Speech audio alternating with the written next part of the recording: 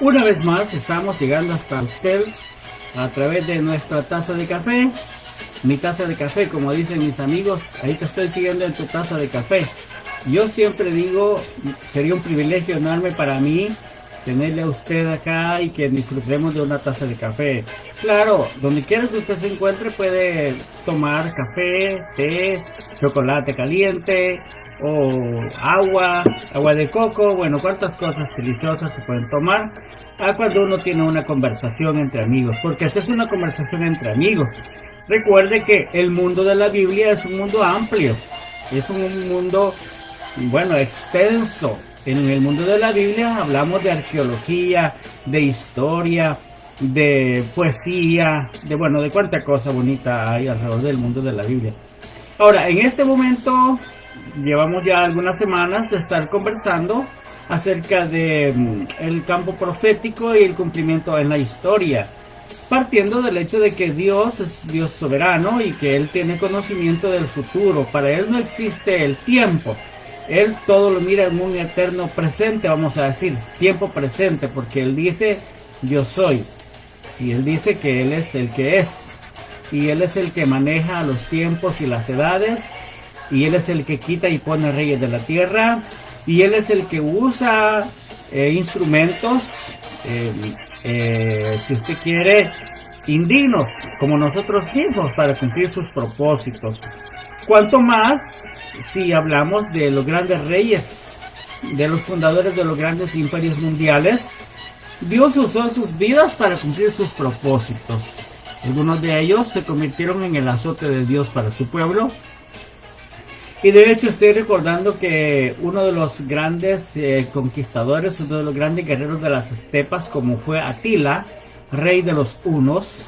Atila se hizo llamar a sí mismo, soy el azote de Dios y martillo del universo. Donde mi caballo galopa, jamás vuelve a crecer la hierba. Eso es lo que decía él. Así que lo creemos, ¿verdad? Porque Dios siempre ha tenido instrumentos para cumplir sus propósitos en esta vida. Nabucodonosor ha sido uno de los propósitos de Dios. Bienvenida, Ivonne. Gracias por estar pendiente de nosotros. Nabucodonosor ha sido un instrumento en las manos de Dios, ¿verdad? Ya lo hemos dicho tantas veces, se ha hablado tanto de él. Sin embargo, a Nabucodonosor Dios le llama mi siervo. Y las profecías de las que vamos a hablar en esta ocasión precisamente tienen que ver con el fin de Nabucodonosor y el principio de un nuevo imperio, el segundo imperio mundial, vamos a decirlo, de acuerdo a la profecía de Daniel capítulo 2, de acuerdo al sueño del mismo Nabucodonosor en el capítulo 2 del libro de Daniel. Pero yo quiero en esta tarde platicar con usted acerca de un hombre que fue anunciado por nombre vamos a decir que 150 años antes de nacer. Y me estoy refiriendo al rey Ciro de Persia. El versículo de la Biblia impactante, por supuesto, en Isaías 44 y también en el 45, en el 44 verso 28 y en el 45 1, se menciona a Ciro como el ungido de Dios, a Ciro el persa. Fíjense, Ciro tuvo una historia muy singular. Lo platicábamos con mi esposa esta semana y ella me decía, casi todos los grandes líderes mundiales tienen una historia de leyenda, tienen una historia legendaria. Casi todos hablan de eso. Entonces la historia de Ciro es bien extraordinaria porque cuando la mamá de él estaba embarazada, el rey Astiages soñaba, tenía pesadillas y soñaba que de la mamá de Ciro, de la esposa de ella, de la hija de él, Astiages, salían ríos de agua. Y entonces él no entendía qué significaba eso. Y fueron a consultar al oráculo. Y el oráculo le dijo que el niño que iba a nacer estaba destinado para la grandeza. Y que ese niño iba a pelear contra su abuelo y lo iba a derrotar. Y que iba a ser cabeza de uno de los más grandes imperios que la humanidad haya conocido. Naturalmente Astiages, cuando se dio cuenta, cuando conoció esta profecía dada por el oráculo de Delfos, él dijo, no, pues inmediatamente que nació el niño lo mandó a matar. Pero los encargados no mataron al niño, como le dio, como las leyendas, ¿verdad? Como las leyendas de los héroes, ¿ya? Aún como algunas historias bíblicas, ¿verdad? O como los niños que fueron criados por la loba Luperca. Los niños Rómulo y Remo, fundadores de Roma, fueron criados por la loba Luperca, que ella los amamantó. O como el hombre que se llamaba Temuchín, que más adelante se convirtió en el gran Genghis Khan. También él decía que había sido amamantado por una loba. Y bueno, ¿cuántos otros hay así, verdad? Entonces, pero la cosa es que hay una concordancia entre lo que se habló de Ciro antes de nacer, tanto por el oráculo de Delfos como lo que Isaías dice en el año 730. Estamos diciendo que Ciro nació allá por el año 600 en Ashán, donde ahora es Irán. Ashán era un pueblo de allá de los persas, pero ahora es en Irán. Ashán se llama el lugar. Así que ahí nació Ciro en el año 600, unos 130 años después de que fuera profetizado su nacimiento por Isaías en el capítulo 44 y 45 de su libro. Entonces esto es lo asombroso, eso es lo lindo de la profecía, ¿verdad? Que en la historia se cumple de una manera literal. Así que Ciro pues se convirtió en Ciro el Grande. Usted sabe la historia. En el 559 él heredó de su padre o de su abuelo, porque él peleó contra su abuelo y logró convertirse en el gran señor de los persas en el año 559, siendo él de 41 años. Así que después de aquella alianza que hubo entre Nabopolassar y Ciaxares era el abuelo de Ciro, porque el hijo de Ciaxares se llamaba Astiages, y Astiages fue el papá de Ciro. Entonces, después de aquella alianza famosa,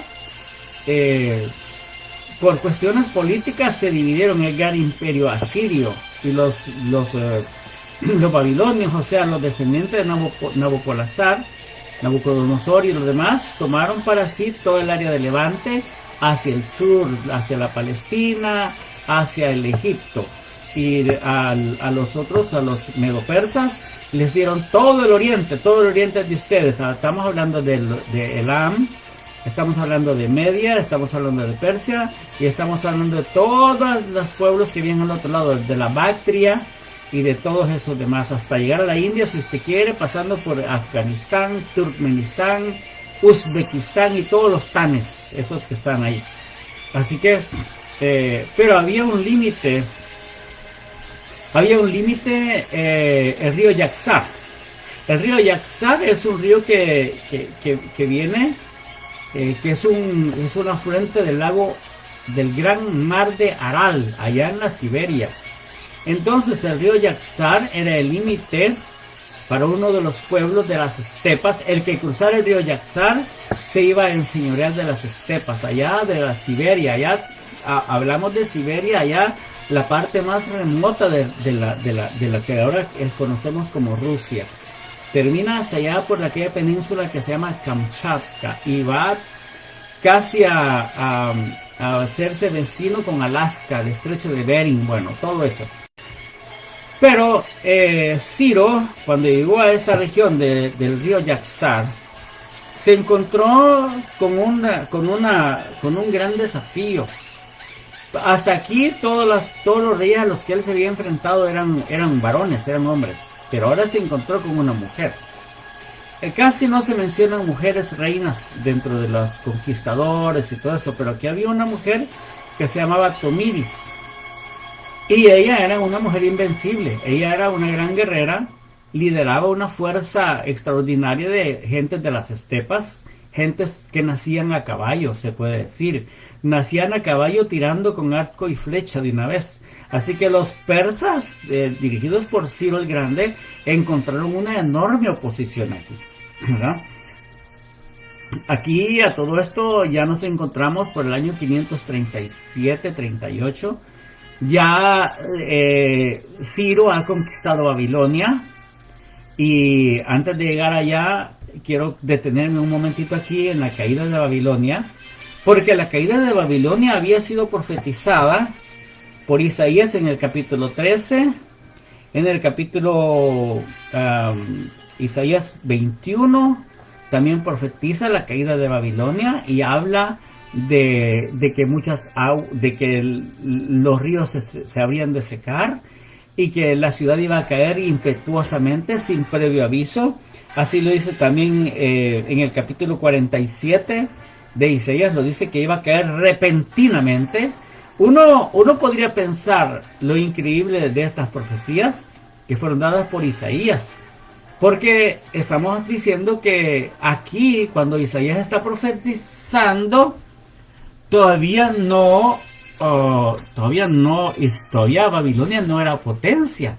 Todavía estaba subyugada por los asirios cuando Isaías está profetizando. Acuérdese que estamos hablando del año 730 y van a pasar casi 200 años todavía para que Babilonia caiga. Entonces ahora volvamos al punto al momento histórico de la caída de Babilonia, que es lo que nos interesa más esta tarde. Y es que esa palabra profética que Isaías dio, ahora se va a cumplir.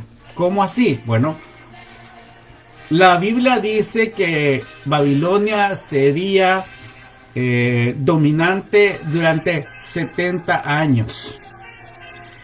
El Señor había hablado en el capítulo 25 de Jeremías que todas las naciones le servirían a Nabucodonosor, siervo de Dios, durante 70 años. Bienvenida, hermana Dolores Rivera, qué gusto saludarla.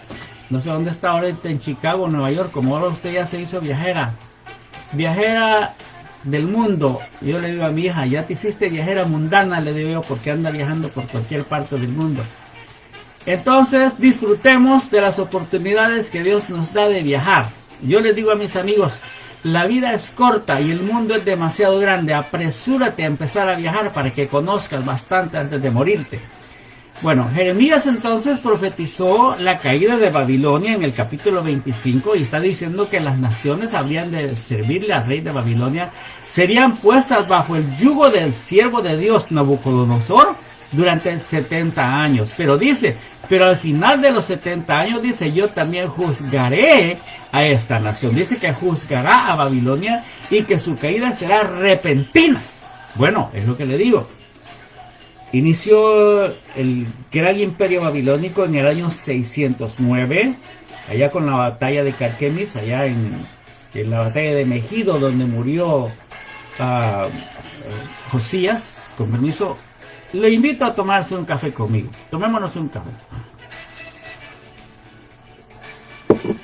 Entonces, del 609 ahora llegamos al año 539. Ciro ha empezado su dominio imperial en el 559. Entonces, 20 años después, él llega aquí a estas regiones y sitiaron Babilonia.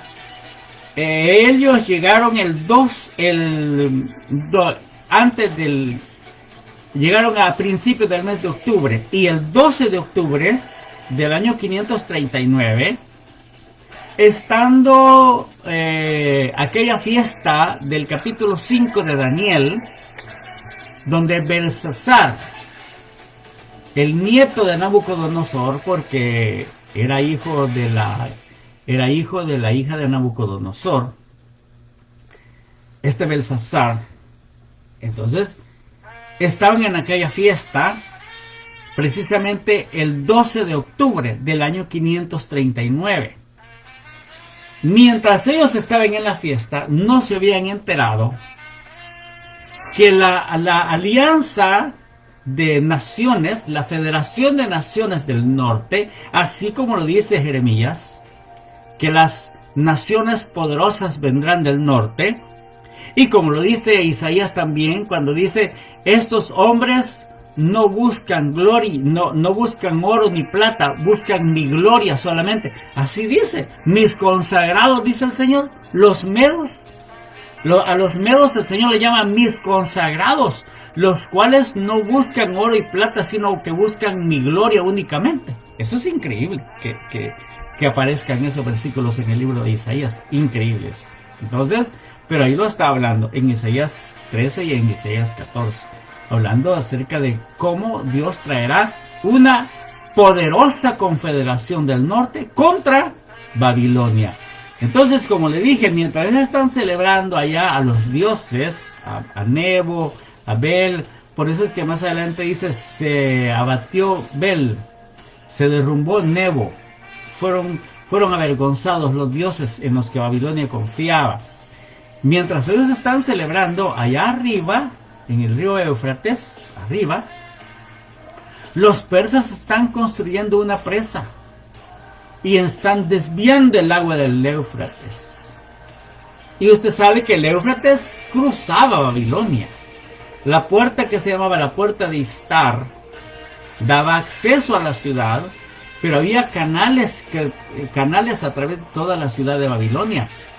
Pensé que los canales se secaron y se convirtieron en autopistas a través de los cuales los ejércitos medopersas, la confederación de medopersas, hablamos de elamitas, medos, persas, partos, tracios, toda esa gente que eran enemigos de Babilonia, que aborrecían a Babilonia y que querían verla derrumbada, esos vinieron ahí, toda esa confederación del norte, así le llama Dios, la confederación del norte, vienen y entraron a Babilonia sin disparar una flecha. Así, literalmente. Entraron a Babilonia sin disparar una flecha. El día 13, ¿dónde está la fecha? El 12 de octubre fue la caída de Babilonia, del 539. Y el 29 de octubre, Ciro el Grande entró triunfante a la ciudad. Y no se quedó ahí. Él dejó ahí a uno que se llamaba Gobrías. Ahora, hay una cuestión, hay un error de traducción en el libro de Daniel. Discúlpame que se lo diga, pero se lo tengo que decir. Pero ahí dice, y Darío de Media tomó el trono siendo de 62 años. Darío ahí todavía no existe. Todavía no ha venido Darío. El nombre que aparece ahí en la historia es Gobrías. Así, Gobrías. Ese Gobrías era un general. Era como digamos uno de los líderes militares de Ciro. Y a él lo dejó Ciro al frente de la ciudad. Entonces, Ciro lo primero que hace en el octubre del 539, lo primero que él hace es afianzar el lugar. No destruye a la ciudad de Babilonia, fíjese, no la destruye, la toma como parte de su ciudad tesoro y deja ahí a Gobrías para que él gobierne. Y luego Ciro sigue hacia el sur, hacia lo que ahora es Kuwait, Yemen, porque ahí se encontraba escondido Nabónido, el hijo de, el yerno de Nabucodonosor, vamos a decir, ¿verdad? Entonces ahí estaba escondido y fueron allá. La historia no dice cuál fue el fin de Nabónido. Se sabe que estaba escondido allá en algún lugar por Yemen del sur, por Yemen, Arabia, por esas regiones de ahí. Pero no se sabe cómo murió, no sabemos. Hay muchas versiones acerca de cómo murió Nabónido. Pero entonces, a la vuelta de un año, Ciro regresó a Babilonia. Y entonces, ahí es donde se cumple la palabra que dice, en el primer año de Ciro, pero no es por el primer año de que él conquistó Babilonia, o sea, ya en el 538. Porque el primer año del imperio de Ciro fue el 559, acuérdese que ya se lo dije. Pero aquí está hablando el profeta, o el Esdras mejor dicho, está diciendo que en el primer año de Ciro, rey de los persas, Jehová despertó el espíritu de él. Y él dijo, Jehová, el Dios del cielo, ya le voy a decir, en realidad no dice Jehová, Dios del cielo, pero cuando se hizo la Biblia, se puso Jehová, el Dios del cielo. Porque Ciro no creía en Jehová, el Dios del cielo, porque ya lo dice Isaías, yo iré delante de ti y te hice traer de los confines de la tierra, y voy a desatar delante de ti lomos de reyes, y te voy a entregar los tesoros bien escondidos, quebrantaré puertas de bronce y cerrojos de hierro voy a quebrar, y te los voy a entregar. Porque yo te he conocido, te puse nombre, te llamé por tu nombre, te puse sobrenombre, y aunque tú no me has conocido. Todo eso dice Isaías en el capítulo 45, hablando de Ciro, el ungido de Jehová, aquel sobre el cual el aceite de la unción había sido derramado, para cumplir el propósito de Dios de juzgar a Babilonia. Babilonia, que en su momento fue el azote de Dios en contra de los judíos. Ahora, Ciro es el azote de Dios para castigar a Babilonia por su impiedad, por su maldad, por lo que usted quiera, todo lo que usted quiera, por su idolatría y todo, porque Dios tiene propósitos y cada vez que hace algo, lo hace para cumplir su santísima y soberana voluntad. Amén. Dígalo, si quiere diga amén, ¿verdad? Si no, no diga nada, pero haga como yo, que yo me maravillo, me asombro. Yo recuerdo, yo era un niño de unos 10 o 12 años cuando yo empecé a enamorarme de la historia universal. Ya algunos de mis amigos saben, mi abuela se encontró una caja llena de libros en la casa donde vivíamos, en una finca. Y entre los libros había uno que todo polvoso y decía Historia Universal. Y yo me lo agarré ese libro y me iba a subir a las ramas de un palo de amate. Y ahí empecé a leer el libro y me maravillaba escuchando acerca de estos. De Iskander Macedonio, de estos personajes, Nabucodonosor y todas esas gentes.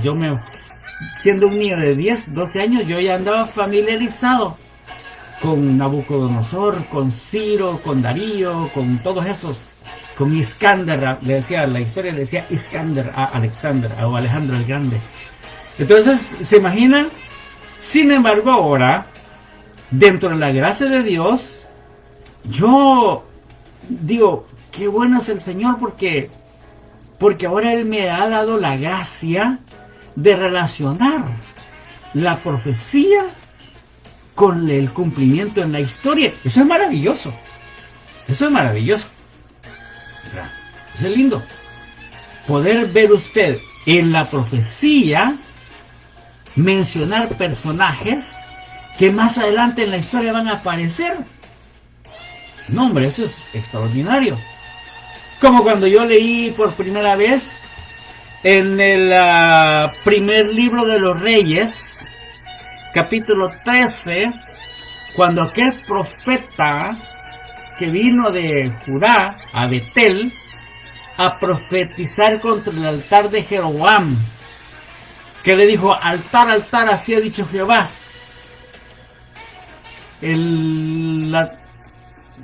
Saber en cuánto tiempo nacerá un hombre llamado Josías, el cual quemará huesos de muertos en este altar. Está hablando del advenimiento de Josías, unos ¿cuántos años? 400 años antes de que Josías viniera.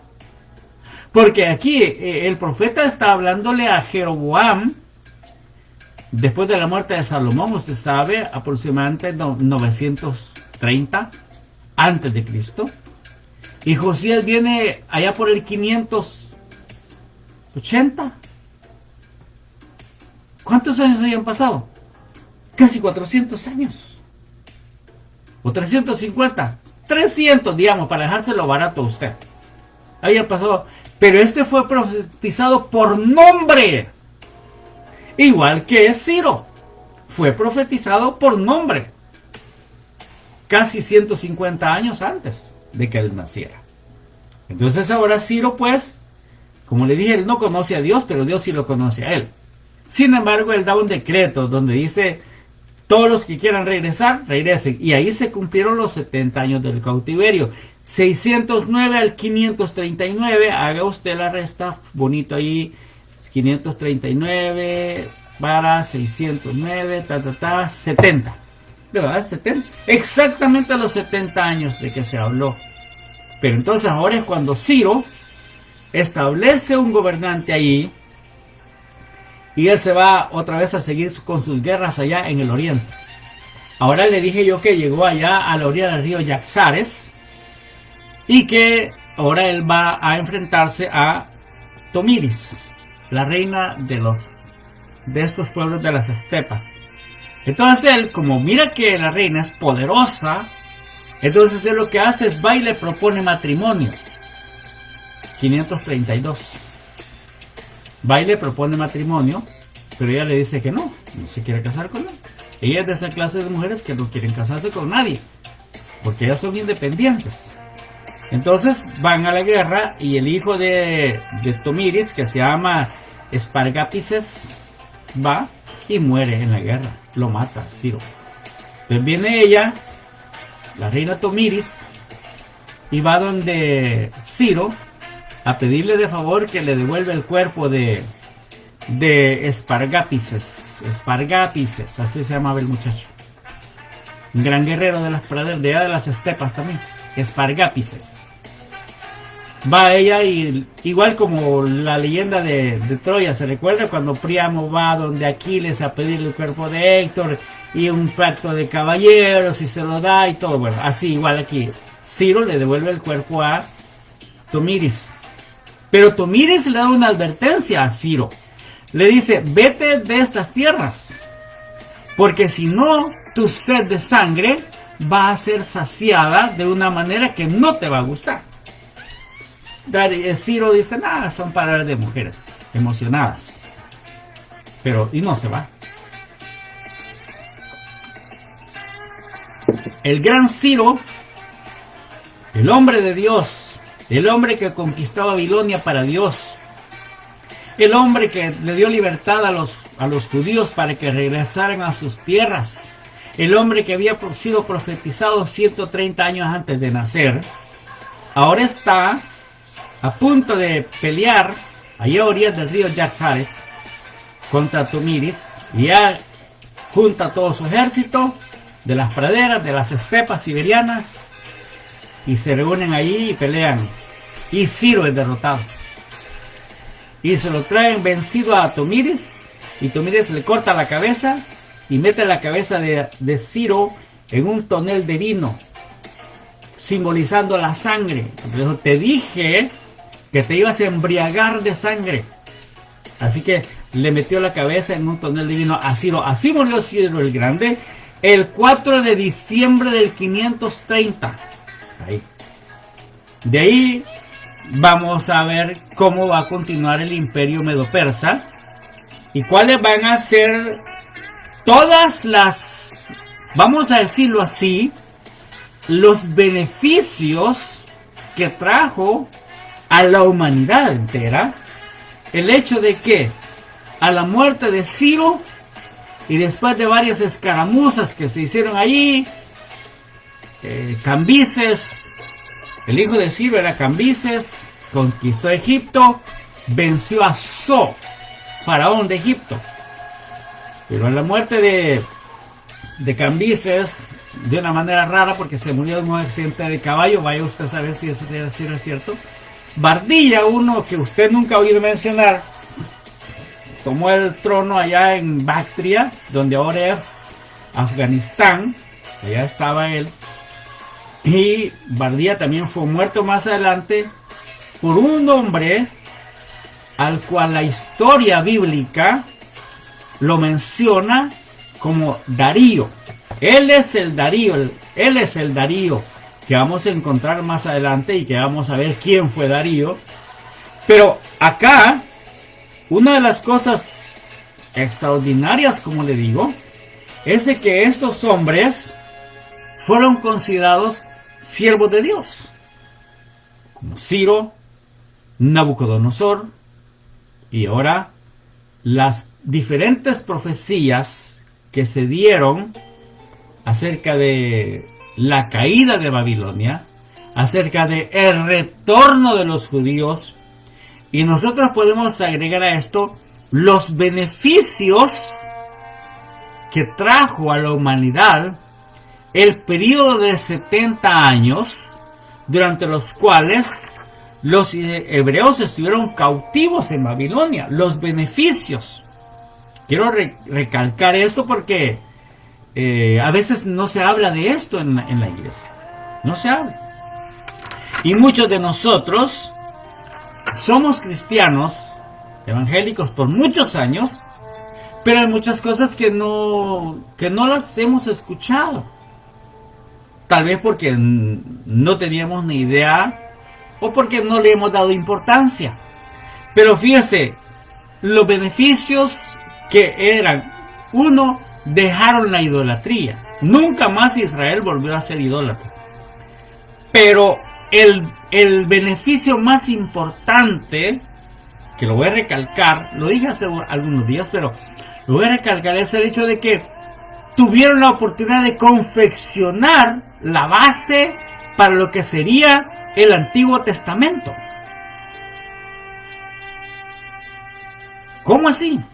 Juntaron los escritos y las tradiciones que traían orales, y se juntaron los escribas y comenzaron a copiar textos de acá, textos de acá, textos de allá, y lograron confeccionar la base primero del Pentateuco, o mejor dicho, ahí le llamaron Pentateuco porque antes eran los escritos de Moisés hasta el libro de los Números. Pero como en los días de Josías había aparecido el libro que había sido escrito por alguien que fue testigo de Moisés, porque Moisés no escribió el Deuteronomio, eso lo sabemos todos, pero alguien escribió, alguien recopiló las palabras de Moisés al pueblo allá a la orilla en la ribera oriental del Jordán, frente a los campos de Moab. Alguien recopiló todos esos dichos de Moisés y fueron guardados, fueron atesorados. Y cuando se dividió el reino, después de los días de Salomón, que el reino se dividió, los sacerdotes que quedaron en Samaria guardaron esos escritos, lo guardaron. Y cuando Asiria llevó cautivos a las 10 tribus del norte, cuando vino Sennacherib y se llevó cautivos, los sacerdotes huyeron hacia el sur y se llevaron los rollos y los escondieron en la casa de Dios que estaba en Jerusalén. Y pasaron mucho tiempo, vinieron todos aquellos reyes impíos de Judá, y hasta en los días del rey Josías, cuando Josías tenía unos 16 años de edad, encontraron los rollos. ¿Ve? Y ese se convirtió en el libro del Deuteronomio, o sea, una recapitulación de la ley. Y eso fueron agregados, y así surgió la primera parte que se llamó el Pentateuco, en los días de la cautividad. Igualmente ahí surgió, como no había templo, y durante esos 70 años el pueblo necesitaba un lugar donde adorar a Dios, entonces surgió lo que se le llama la sinagoga. La sinagoga, como una institución guardiana de las escrituras. Hay sinagogas esparcidas ahora por todo el mundo. Y hay textos, ahorita, de los textos más antiguos que conocemos, está en lo que se le llama el texto samaritano, imagínense. Claro, no es ese, ¿verdad? Pero el texto samaritano es uno de los más antiguos que existe, que está como del año 700 de la era cristiana, o sea, tiene cerca de 1300 años. El texto samaritano, el otro texto que se llama el texto vaticano, el texto de Leningrado, que se le llama también, que son textos que son de antes de 1000 años, o sea, tienen más de 1000 años de existencia. Fueron creados por los masoretas, basados en textos originales que tenían 1500 años de antigüedad, así de verdad. O sea que vienen del periodo persa, del periodo babilónico, del periodo de la cautividad. Libros como Miqueas, libros como Jonás, libros como Nahum, Oseas, Joel, esos son manuscritos tan antiguos que aparecen en lo que es la base primaria del Antiguo Testamento. Más adelante se agregaron los escritos de Daniel, apareció por ahí los escritos de Ezequiel, que también ellos escribieron en la cautividad, solo que Daniel escribió en la corte de Nabucodonosor y Ezequiel escribió afuera, en algún lugar, en Susa o en Matana o en Tel Aviv, como le llama, junto al río Shebar. Entonces, todo eso fue parte del beneficio que trajo el cautiverio. O sea, que mientras ellos estaban ahí, hermano, hermana, amigo, amiga, usted que estaba pendiente de esto, mientras ellos estaban cautivos, aprovecharon el tiempo y surgió esa institución que se llama la sinagoga. Surgieron los grandes grupos que son familiares para los que leemos el Nuevo Testamento, como los fariseos, los saduceos y los escribas. ¿Quiénes eran los fariseos? Era un movimiento de personas que se consideraban separados. Porque fares significa brecha o separación. Fares. Y de ahí sale fariseo, los separados. Los escribas eran los que se dedicaban a copiar textualmente, sin ninguna interpretación, textualmente. Y estos escribas tenían la habilidad, porque conocían el entorno de lo que había sucedido y de lo que estaba sucediendo. Entonces encontraban textos borrosos y entonces no entendían lo que decía. Entonces se ponían a pensar, ok, ¿de qué se trata este punto? Por ejemplo, Oseas. Oseas es un texto que originalmente no se encontraba, no entendían lo que estaba escrito, estaba borroso. Entonces ellos se refirieron al contexto del momento, al contexto contemporáneo del tiempo de Oseas. ¿Qué es lo que estaba sucediendo en ese tiempo? Y entonces ellos copiaron el texto según lo que ellos vieron que estaba sucediendo en ese momento. Igual en el caso de Miqueas. Miqueas es contemporáneo con Isaías, un poco antes que Isaías. Joel es de los más antiguos todavía, igual que Jonás. Nahum ya es más nuevo. Pero entonces estamos hablando de que se benefició el mundo a través de este cautiverio. También se creó, según Beroso. Beroso es un historiador babilónico de allá por el año 300 antes de Cristo. Beroso, según Beroso, también el idioma el idioma arameo, el idioma que hablaban ellos, se fortaleció de tal manera que el Antiguo Testamento fue escrito en arameo, y eso ayudó a la unidad del pueblo. La lengua, el tener un libro en una lengua aramea, es una lengua del Medio Oriente. Entonces eso ayudó a la unificación, a la unidad del pueblo hebreo en el cautiverio. Y surgieron líderes reconocidísimos como Esdras, que fue un maestro que, según la historia, él él tenía una escuela, y en esa escuela con todo su grupo de discípulos, confeccionaron eso que le estoy diciendo, que fue la base para lo que sería más adelante conocido como el Antiguo Testamento. Que faltaban muchos años todavía para que se terminara, porque se cree que el último libro del Antiguo Testamento fue escrito en el 396. Aquí faltaba todo el reinado de los persas y la caída de Persia y la venida de Alejandro, y de lo que vamos a hablar más adelante. Pero entonces el periodo babilónico pues nos dejó un gran legado, y ese gran legado del periodo babilónico es precisamente el Antiguo Testamento. ¿Okay? Gracias al periodo de la cautividad se pudo confeccionar en serio la base, no todo, sino la base. A eso se le fueron agregando más adelante libros como el libro de Ruth, las crónicas de los jueces, los paralipómenos, que se le llama también paralipómenos, eso historias que fueron agregándose, que más adelante se le llamó libro de las crónicas, o libros de los reyes.